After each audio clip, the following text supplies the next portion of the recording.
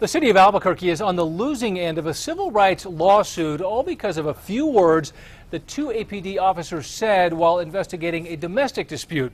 Now those words could end up costing the city tens of thousands of dollars. News 13's Amanda Goodman is live in the Newsplex with more. Amanda?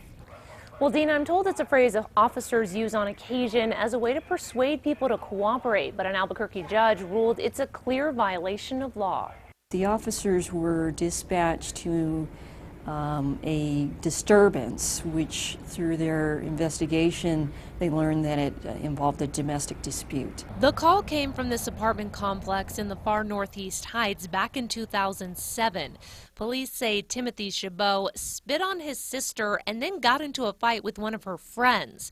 When the officers tried to talk to him about the accusations, they were blocked by his mother, Martha Wilson. Martha just simply said, no, everything's done. You don't need to be here. You don't need to talk to him. But the officers would not relent.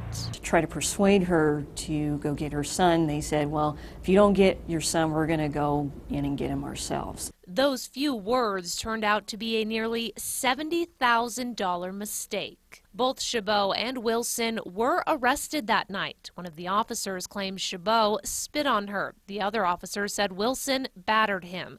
Wilson filed a lawsuit against the officers. You can't threaten a citizen with a violation of your civil rights in order to get them to do something. A judge agreed, making a ruling that the officers conducted an illegal seizure by threatening Wilson before the case ever went to a jury. They had no intent, and they knew that they could not actually physically go inside the residence and pull him out of his room. Because of the ruling, the jury had to award damages. They awarded Wilson $67,500. The jury very much wanted to send a message that, no, we think you should follow the Constitution.